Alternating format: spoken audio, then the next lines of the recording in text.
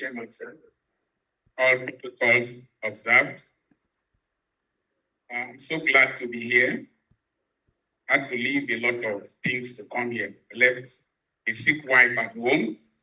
I had to put an infusion on before coming because I hold this meeting very dearly.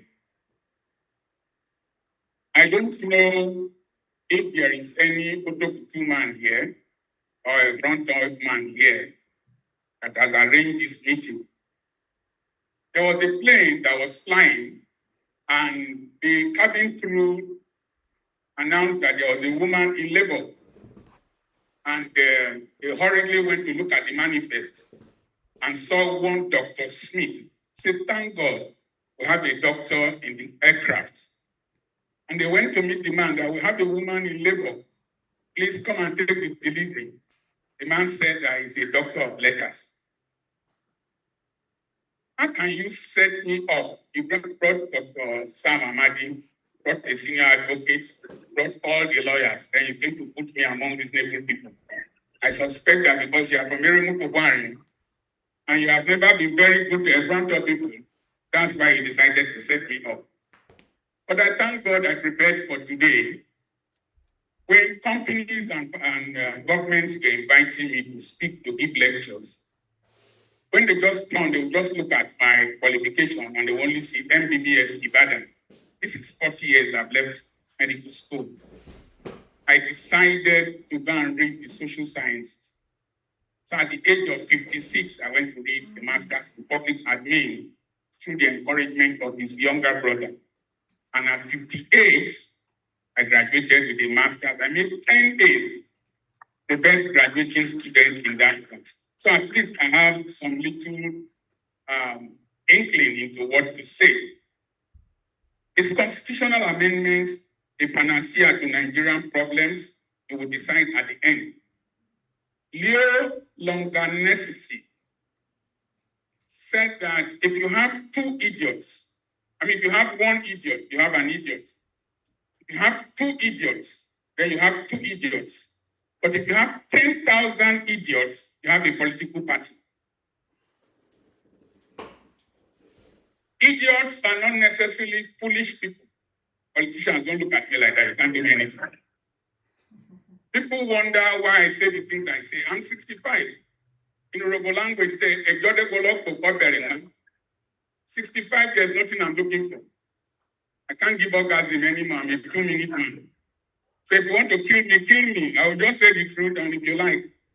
I came here with my lawyer, because people like us, like very bad man, when he was going to the National Assembly, he went with his lawyer. He went with his native doctor. I came with my pastor. So I came 45. So I was talking about 10,000 idiots becoming a political party. Idiots are not stupid people. According to the Greek philosophy of politics, said that in every nation there are 3 types of people: idiots, tribesmen, and citizens. Who are idiots? Idiots are people who do not care about their actions, the consequences of their actions on humanity and society. They'll just kill banana and throw it away. They can make noise, they can do anything. I don't cross lawns because I don't want to kill the grass. I was trained like that at Government College in Ugili. I don't cross lawns. I don't drive against traffic. There's a technical place there where you're coming from, Commissioner Road or something like that. I didn't know the things, so I drove wrongly. And the policeman arrested me. I told him, Dr. Aboki, I don't drive against traffic. This is a mistake. He looked at me and said, you're a gentleman, please go. I don't drive against traffic. I run schools. And you dare not do exam malpractice in my school. You dare not. And they said I will not do well. But people queue to admit students in my school because the average Nigerian is still interested in what is good. You see, I asked my senior son, what is Miesner's gland? He didn't know. In medical school, I told him, you will kill me in old age. I took him from year 4 to year 2. Today he's an orthopedic surgeon in Germany. My daughter that manages my school did exam malpractice in BIU. She allowed somebody to spy her. And I said, you are very intelligent. You will write JAM again. I took her from year 3 to write JAM again. Because I am a product of sound education. I'm a product of a disciplined society. And the reason I do what I do in this country, I owe this country. So, idiots. Then we have tribesmen. Tribesmen are those who do things based on the fact that they have an affiliation, either tribal affiliation, religious affiliation, political affiliation, or tribal affiliation. I have whipped many prominent Nigerians recently, ranging from Wole Soyinka to others. They called me from the Coven. They called me from Devil's Coven in Enugu, one of the oldest pirates in this country, and said that you whipped our Oga. I said, yes, I did. Say you were right. That is a citizen. He said, Baba goofed. That is a citizen. So the problem in this country is that some people's criminals are angels, other people's criminals are demons, based on whether they are your tribesmen or from your political class or from whatever association.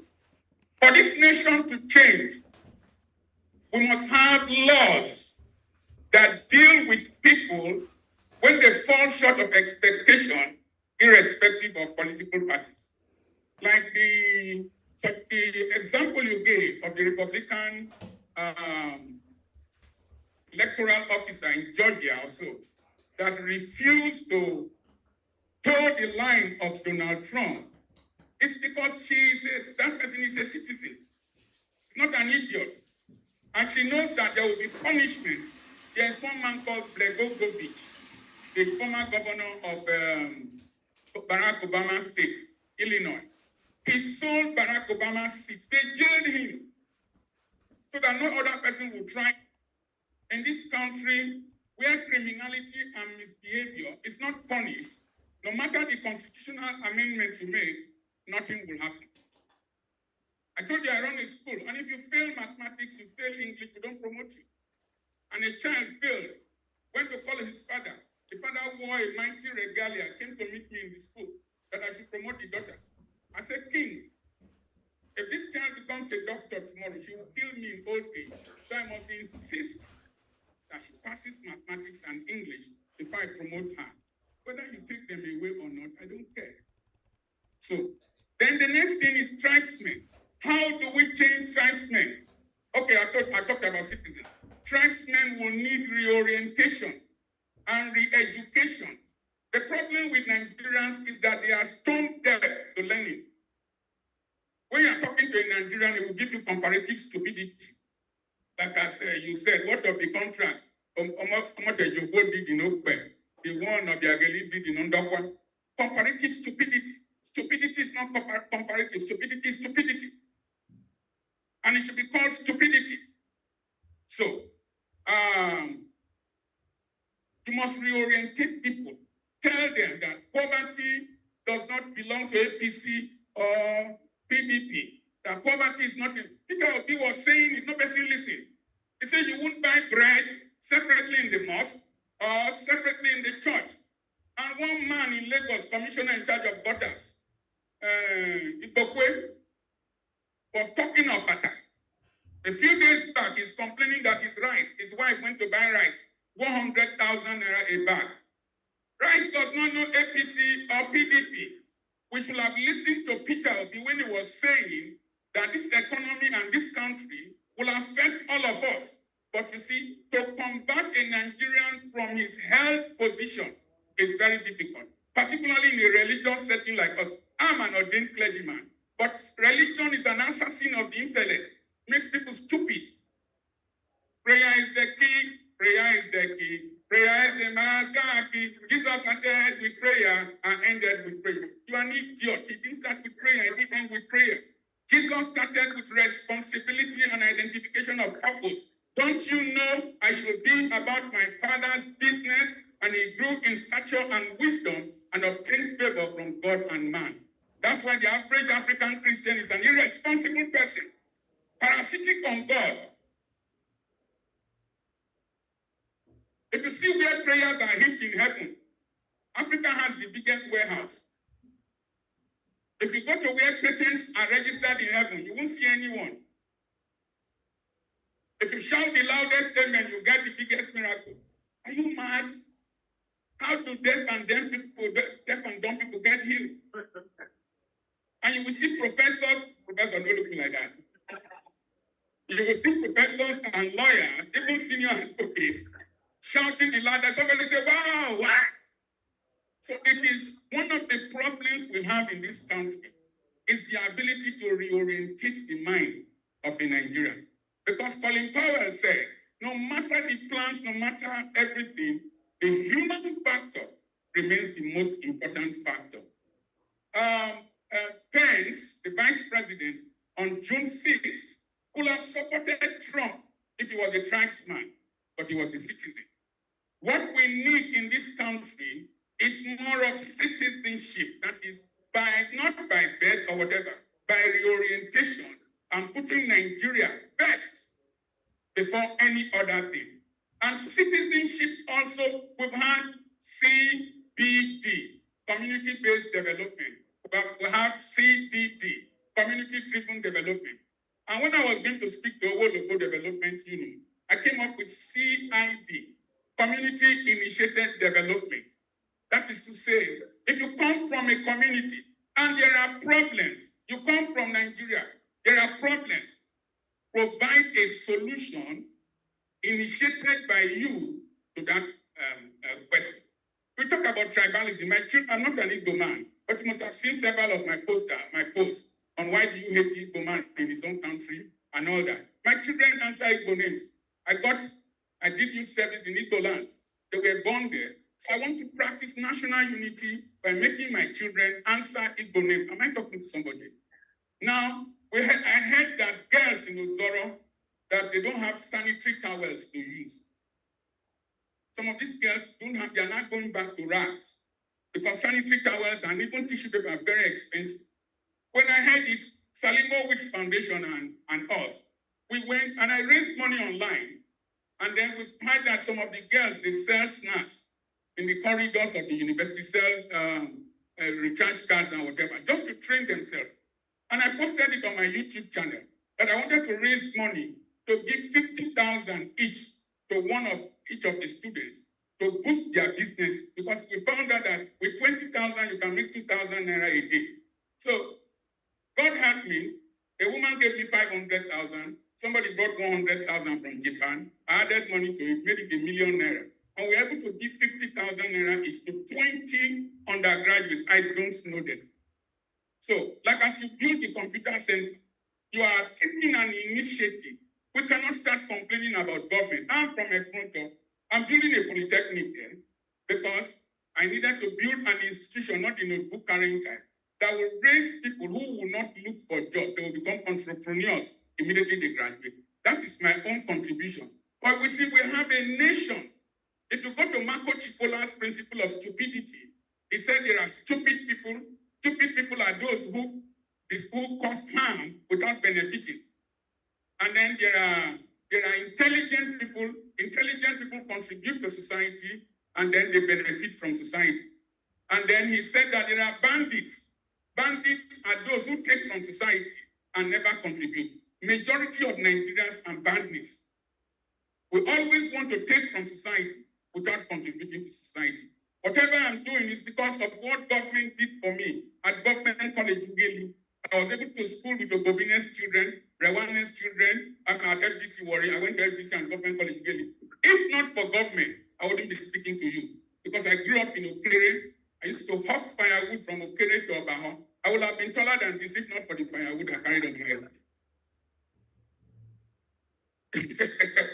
So we must start recently, yes, and includes the church.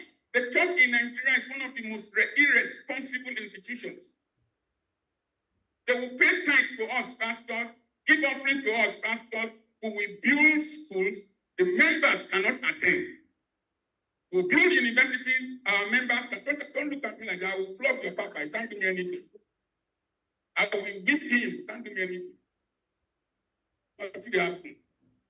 You see, you will take tithes from the people, you will build schools, the children of the members cannot attend. Am I talking to somebody here? You see, so the Baptist High School, Baptist High School, Baptist Hospital, Bishop Shanahan Memorial Hospital, DMGS Onitsha. It was the church that liberated Africa from darkness at its cage and provided social welfare. That brings me to the point of social justice. No matter the constitution, if there is no social justice, what is social justice? Let me use Wike's definition. That is, you give to these people, you give to these people, you give to these people. One musician said, if you fail to spread your riches to the poor will spread their poverty to you. So, social justice is giving to people a fair share of the national wealth. And unless there's social justice, I'm able to sit with you on this head table because education was relatively free. I could enter government college without knowing any person. I could go to FGC Warri without knowing any person. I could go to the College of Medicine without knowing any person. Can you get that today? No. My classmates are admirals, rear admirals. They could join the Navy without needing a letter from a general, a traditional ruler. A Tanzanian is first a Tanzanian before he's a Christian. He's first a Tanzanian before he's a Muslim. Because the Nyerere introduced a system that cared for them and he displayed frugality. But today, we have a form of government that is very, very anti-people. I'll quickly define politics according to David Easton. David Easton says that politics is authoritative allocation of resources. Harold Lanswell defined politics as who gets what, when, and how much. But in Nigeria, politics is too expensive and lucrative. Somebody calculated that for you to win 300,000 votes in Edo State, that you will need 3 billion to win those votes. Coincidentally, the Edo State, they invited me to speak in their town hall meeting, but I knew they were not listening to me. The money I charged them, God just wanted to bless me with that money. They still went and did whatever they wanted to do. Now, the average politician invests so much to lead and to be elected. And they are businessmen, so they will always want to get their money back. Unlike the obedient movement, the movement was owned by the people. They donated money. So we, the citizens of Nigeria, we don't own governance. The leadership do not owe us anything because we take wrappers from them, we take buckets from them, take mats from them, take salt from them, and for 4 years, your future is not paid. So when the man starts stealing, what do you expect him to do? Politics is too lucrative in Nigeria. It's a typical form of elite capture. Somebody used the word elite capture. I don't know whether it's you or Dr. Sama. At one time, they were changing cutleries with millions every year in Aso Rock and the vice presidential home. And I asked, is it disposable? I don't know if my facts are still correct. At one time, 360 million for cooking gas in Aso Rock. I asked them, do they eat elephant for breakfast? At one time, the budget for Aso Rock Clinic is more than the budget for all the teaching hospitals. And the president's wife, Buhari's wife, came up and said, there is no paracetamol in Aso Rock Clinic. So politics is too lucrative and creates opportunity for corruption and theft. And when a great percentage of our resources are spent on a few members of the iron law of the iron law of the oligarchy states that in every social society, there's a tendency to say it belongs to all of us, we the people. But eventually, only a very few members of the oligarchy will control a great percentage of the wealth, including us pastors. We tell our members if they sow seed, that they will be blessed. In fact, church is part of the problem of this country. You are in church on Monday, Tuesday, Wednesday, Thursday, Friday, Saturday, Sunday. How can you progress? You shake your head, Roboscata, shake your head, and send down the Korea. How can we progress when professors shake their heads? And with the pastors are getting richer, the members are getting poorer. We are building big cathedrals, car building factories, and we want our members to pay tithe. Where will the tithe come from? Do you want constitutional amendment before you start behaving like the bishop of Nnewi Diocese? The bishop of Nnewi Diocese has established farms, established computer centers, established multi-million naira businesses. Anglican bishop of Nnewi Diocese, go and Google it. Do I have a witness here? Rice, they sell rice in the market lower than other people's rice. They sell yam, they sell vegetable. All these are our big prayer terms that are virtually useless throughout the year. If we practice agriculture there, the price of food will come down. You don't need president to do that. So, there are some things we must do. We must make sure that Nigeria practices a democracy that is unique to us. Nigerian is too complex. A Nigerian politician will make a true prophet a liar. But it is too dangerous to concentrate power in the hand of one Nigerian. They want to do president general election in one village now. They are going to buy votes. And it will steal money, president general, in the local community. So it is too dangerous to leave power in the hand of one Nigerian. The 6 legs of this country must be strong. And I'm talking about the 6 geopolitical zones of this country. What must we do? I am particularly interested in the Igbo nation. They are the 6th richest tribe in the world, the 4th most traveled tribe in the world. They've contributed immensely into the development of this nation. They are virtually everywhere. If you search the moon very well, you see an Igbo man there. He ran there during the Civil War. Now, the point is that when we run a system, a social system that looks at one tribe as inferior because you defeated them in the Civil War and you had a policy of reconstruction and reconciliation, and it has not left your heart, this nation will not do well. IPOB and whatever agitations in the East can easily be settled. If you free Meiti Allah's leader, if you free Igboho, free Nnamdi Kanu, if you don't want to free him in Nigeria, sugarbanize him. You know the meaning of sugarbanization? Sugarbanization is the process of carrying your political enemy outside the boundaries of your country. That was what Shagari did to Sugaba. Carry Kanu Nnamdi Kanu, sugarbanize him, carry him with helicopter to Gambia, drop him with his British passport and money, then release a press release that he escaped from prison. He will remain a hero to his people, then sit at home with stop all the crises. Am I talking to somebody? Even the militancy in the East started with treating Fulani henchmen with kid gloves. You arrest a Fulani henchman for killing, you take him to the police station, they will release him the next day and come and shoot you. Doesn't work. So even the Boko Haram was because of extrajudicial killing of their leader. And then they went on rampage. Even El-Zazaki is a Shiite. The courts have freed him. You cannot now go and shoot Islamic movement of Nigeria who are Shiite. Shiitism is a sect, not a single organization. You can't ban a sect. And when you shoot Shiite movements of Nigeria and they die, they will go and buy ammunition and kill policemen. So we initiate violence in this country. Let me tell you one thing about citizenship again. Do you know you have Nigeria police? You don't have Nigerian police. Started from the constabularies, the agents of exploitation and oppression, until the mind of the Nigeria policeman is changed to Nigerian police. He won't stop to oppress Nigerian citizens. You make him realize that he is a citizen first before wearing that uniform. It will surprise you to know that Nigeria got police before London. Because the Royal Niger Company wanted to oppress us. Now, I wrote here that we must satisfy all the aspirations of all segments of Nigeria through a single cycle of presidential election, particularly the Igbo nation. I advocate a 6-man presidential council with all the presidents elected from the different 6 geopolitical zones.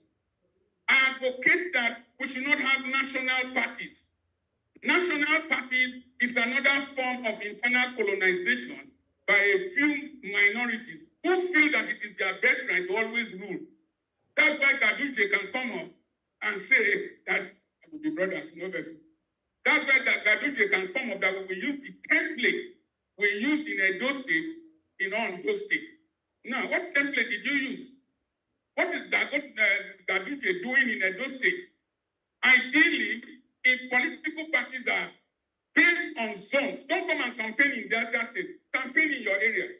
You will find out that there will be an internal contest among them to always bring out their best to come to the presidential council of 6 men that will be rotated every 2 years. So you have a presidential spokesman that will come from the southwest, the southeast, south-south, north-central, north-west, and northeast.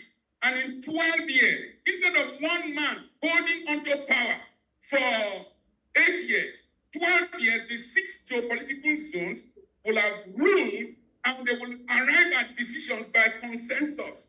One man would not have come to the public and said, subsidy is gone forever. It will have been deliberated by the presidential council, and the decision will have been arrived because there will be moderation. Let's wait until Dangote refinery comes online. Let's wait until Port Harcourt refinery comes online. Let's wait until Kaduna refinery is working. Then we do a gradual phasing of the removal of subsidy. And then you will see that the sudden jolt in the economy wouldn't have taken place. Because Obi will have been in the presidential council, Konkoso will have been there, another person will have been there, there will have been moderation.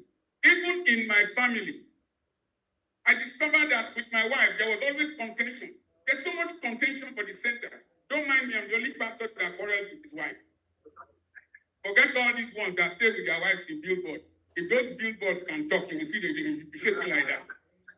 So, when my wife has money, her muscles become strong because women don't know how to manage authority and wealth. When I say one, she will say two. I look at this thing, I say, this is an Akbasa girl, I'm an Okere boy. Instead of me to this thing to end in divorce, let me create an ecosystem for her. So the scripture that says, your desire shall be for thy husband, is that your desire shall be to control your husband. Your wife is controlling. When you are driving, you will say, slow down, slow down. You know they do you. My wife, they mash brake for your own side. He wants to control what I will wear. I did a video on how I escaped from my wife's brazier. If I didn't do that, my wife would have put me in her brazier and be giving me breast to suck, kiss me. So I created an ecosystem for her, left the schools for her to exercise her authority, dominion, left buildings for her. And I created my own ecosystem. We come together and pool resources and move the family forward. So if we decentralize power, and we have this presidency from 6 geopolitical zones, and then one zone cannot superintend upon the other zone, we will live harmoniously without this fear of suspicion and domination. I don't know if I'm talking to somebody here. And there's something that we will avoid. We will avoid what happened in Buhari's time of fulanization of the executive. It was like a family affair. And what is happening now, Tinubu and his Lagos City boys. So no national parties, all parties and campaigns should be limited to the zones to reduce costs, and the best will be brought forward by each region. And a non-performing president can be withdrawn by his people.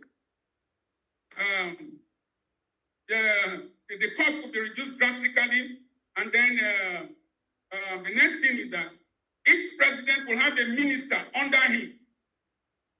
The following portfolios I have suggested: external affairs, defense, internal affairs, works, finances, petroleum and mineral resources. So one man cannot just corner the juicy portfolios and the sensitive portfolios to his cronies. It won't work. Each person will have the responsibility of bringing people into the cabinet. And then we'll find out that we'll bring in the best. I will scrap the Senate. The percentage of money spent on senators, spent on the legislative arm and the executive arm, is a great percentage of our annual budget. If we can scrap the Senate Imagine Akpabio was senator, became governor, now he's a senator again, and they receive pensions. Some of these state pensions, they will give you cars, give you houses in Abuja. We can't afford that in the poverty capital of the world, where we have the open defecation capital of the world, where children sit down on the floor in order to Jeremy to write. Can't afford that. We must make politics less lucrative vis-a-vis the level of poverty we have in our society. Can't be buying yachts. It's sending money to the office of the first lady that is not elected. Buying presidential jets in a poor economy where people are begging for food now, going to the dustbin. So I will scrap the Senate. It's not a retirement home. I will leave the House of Reps. I will remove immunity from governors because immunity leads to impunity. You can't give a Nigerian at the level of sub-national governance immunity from what? If you commit a crime, we jail you, baby. I will scrap the security vote. Security vote started from military era of pocket money. Pocket money was pocket money. There are state governors that get 2 billion naira every month, 24 billion in a year. So do you know what a billion is? If you spend 30,000 every day, it will take you 300 years plus to spend a billion. Then one man, because he won an election, will give him 2 billion every year. He will have 24 billion in a year.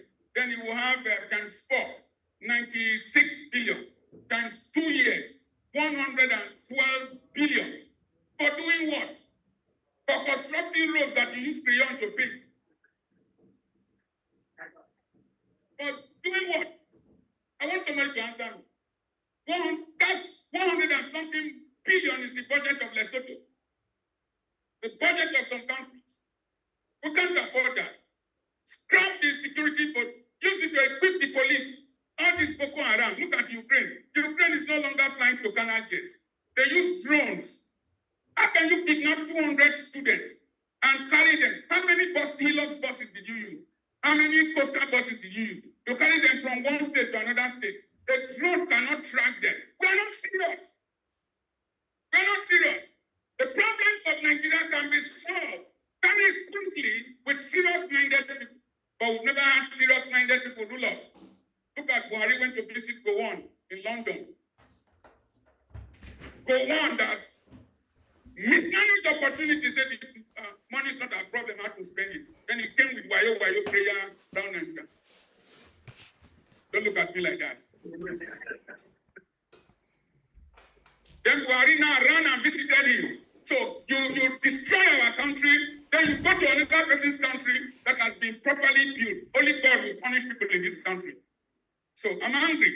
So the next thing is that scrap state electoral reward system for puppets. Scrap it. If INEC can conduct election for House of Assembly members that are just a few wards, they can conduct elections for local government, conduct elections for councillors, and then allow state parties. Parties do not need to be national. You can have state parties and individual independent candidates in the local government areas. Create state police. Create state police, but let the federal police be. These are just raw materials that can be deliberated upon. I'm your friend, Dr. Charles King. Please, another round of applause for Dr. Charles King. We are not surprised the way he went. We are used to Dr. Charles. If you don't know him, please spend time and watch out for Dr. Charles King. Thank you once again, Dr. Charles. We are really indeed happy to have you here.